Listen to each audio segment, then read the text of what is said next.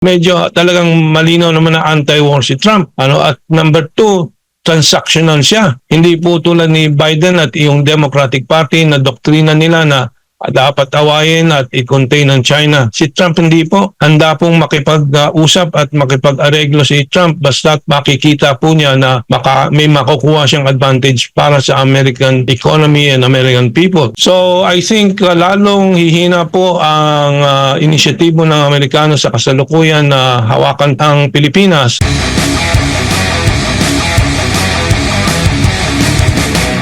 Kamakailan po Jason, good morning. sinabi po ng isang ex-diplomat ng United Nations sa Philippine Business Conference na si Kishore Mahbubani, sinabi niya po na dapat mag-ingat po daw ang Pilipinas sa gawa ng desisyon na sumali dito sa BRICS dahil hindi po yan magugustuhan ng Estados Unidos. At sabay na sinabi niya na enough na po daw yung assistance, yung tulong na nakukuha po daw natin mula sa ating mga karatig bansa dito sa Southeast Asia. Prof, sa tingin po ninyo, magbabago po itong stance ng dating ex-diplomat ng United Nations ngayong ito po may bagong pangulo na ang Estados Unidos, which is si Donald Trump?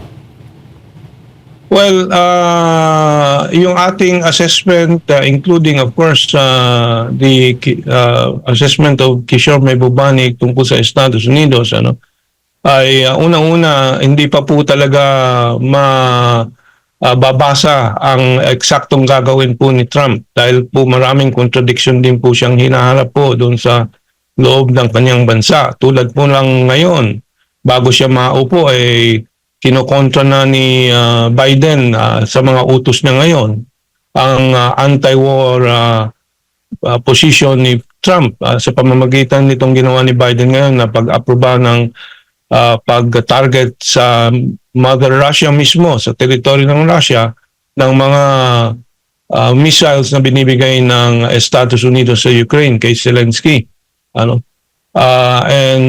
So marami pa pong haharaping hamon si Trump para maisagawa po niya yung nais niya.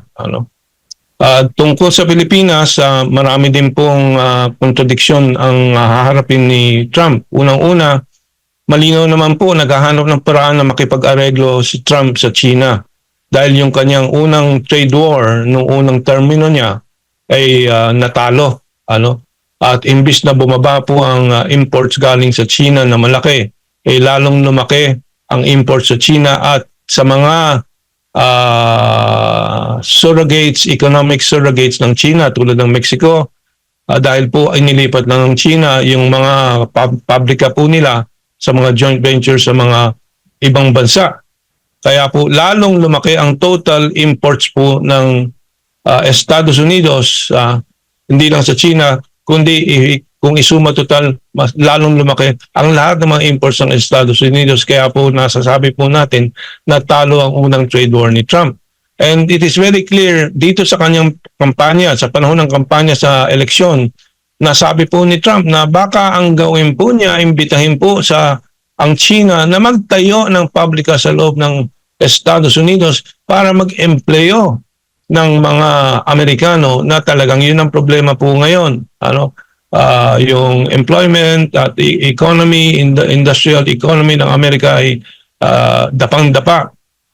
Imbis na bumili na sila sa Mexico na galing din naman sa China, sa loob na ng Amerika, ang iniisip ni Trump na magtayo ang China, maimbitan niya at ma-employo ang American workers. So, hindi po ganyang doctrinaire si Trump tungkol sa Pilipinas na kanyang aasahan na ito ay gagamitin niya sa gera dahil in the first place, medyo talagang malinaw naman na anti-war si Trump.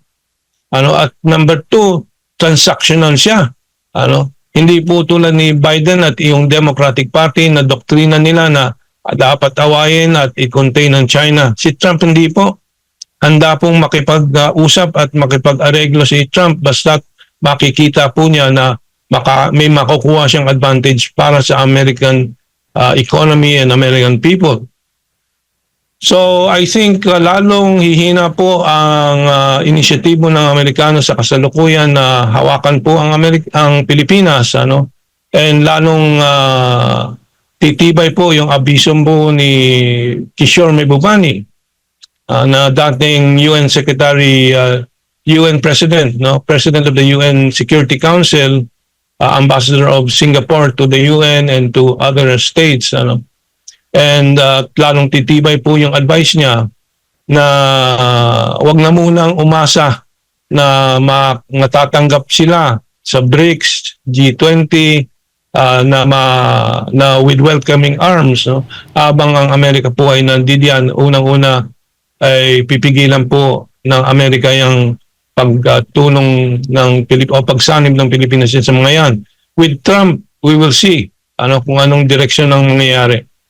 Prof, ito po bang mga bansa na sumali po sa BRICS ay batay po sa ating pag-aaral ay meron pong magandang economic relationship sa Estados Unidos? At nung sumali po ba sila sa BRICS ay nagkaroon rin po ba sila ng problema with US?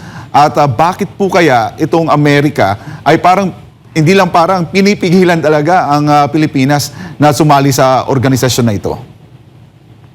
Unang-una, yung panahon ni Presidente Duterte, yun po din ang ginagawa naman ng Malaysia, Indonesia, Vietnam, Thailand. Equidistant, pantay-pantay, ang layo, ang lapit ng Pilipinas at China, Russia at Amerika. Ang ginawa ni Bongbong Marcos ay inilayo ang Pilipinas sa Russia, China at ibang mga bansa at nagpatali sa Amerika. Which is a violation of our independent foreign policy. Si Duterte ay humiwalay sa Amerika nung panahon niya. Sabi niya, I'm announcing the separation of the Philippines from America. Dahil po dati, colonial ang relationship at itong 20th century naging neo-colonial. Panigabagong klaseng kolonyalismo ang paghawak ng Amerikano sa Pilipinas. At humiwalay lang po siya para magpantay po doon sa Amerika, China, Russia at ibang mga bansa. Ang ginawa ni Bongbong Marcos, binalik niya sa dating neo-colonial relationship na nakatanikala po tayo sa Amerika. Yun ang unang I think point of clarification na importante. At yun ang nagbago. Para sa Asian states na kalapit bansa po natin, Malaysia, Indonesia, nothing has changed. They have maintained the separation from everybody, but also maintained the contact with everybody, every other country. So now, what I mean by Indonesia separating from its colonial master, na Dutch, Malaysia separating from its colonial master, the British, Vietnam separating from its colonial master, the French, and so on. Ang Thailand lang po ang hindi na-colonized na bansa dito sa ASEAN. So independent foreign policy does not mean malapit ka dito o malayo ka doon, kundi pantay-pantay po ang layo at lapit po sa bawat bansa at nababase po sa anong benepisyo, mutual benefit po sa relasyon sa iba't ibang mga bansa.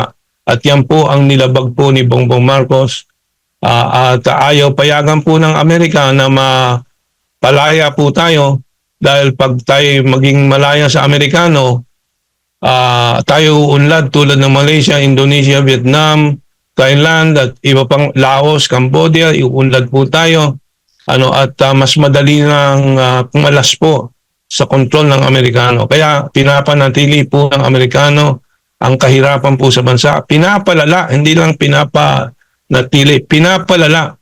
At yung kontrol po nila sa pamamagitan ng kontrol ng ating oligarchs, binubusog naman nila ang mga oligarchs ng mga bankero, mga nagnakaw po ng ating public utilities, kuryente, tubig, infrastructure. Yes, at nagtatabahan po ang mga tubo po nila up to now while we, the people, suffer. Prof, bilang panghuling tanong na lang po, 3 taon bago po matapos ang Administrasyong Marcos, sa tingin po ninyo, Prof, meron pang mga pagbabago ang aasahan natin, especially ito sa economic and foreign policies po natin? May tsansa pa po ba na magkakaroon tayo ng magandang relasyon, especially dito sa pagsali sa BRICS, kung saan ang lahat ng mga bansa ay dito na nakatutok, o kailangan pa natin maghintay na matapos itong 3 taon bago tayo makakita ng pagbabago? Well, unang-una, wala pong pagbabago mangyayari habang nandyan si BBM dahil po sakal na sakal siya ng Amerikano at ang ginawa nga niya, pinaghahati-hati niya ang mga Pilipino, naging divisive po ang society natin para sa benepisyo po ng Amerikano na gustong wasakin po ang bansa po natin, number 1. No? Number 2, nakatali na siya sa Amerikano. I don't know how he's going to back out. Number 3, yung acting tulong sa ating mga kandidato na tututol po sa mga nangyayari, malaking tulong po yan. Kung mapanalo natin ng kahit na hindi po majority, kundi kalahati lang po, ay mapipigilan na po natin itong sobrang pang-aabusang Amerikano, itong mga oligarchs at itong mga programang paninira po sa ating ekonomiya. And number 4, meron na pong mga retired generals na nagbanggit. I will mention in particular ex-Marine General Romeo Pocis, na nag-suggest na it's time for a military solution. Ang civilian intellectual, political options are already available. Ang suggestion po ni Romeo Pocis, withdrawal of support, tulad ng nangyari ng withdrawal of support kay Erap Estrada noong year 2000 or 2001 ba? 2001 ata, going back to history. Withdrawal of support ang paraan. Kasi ang military po ay dapat pag-isipan po nilang kanilang tungkulin sa saligang batas, to protect the Constitution and defend the people. This is not happening anymore. They're defending the oligarchs. They're defending the illegal already presidency of BBM dahil he is violating the Constitution. They're protecting the interests of a foreign power to engage, to push the Philippines into a state of permanent tension, force the Philippines to buy arms from the United States and its allies while the economy is crashing and deteriorating. Drastic solutions must be made already, and I don't think Bongbong Marcos will finish his term anyway.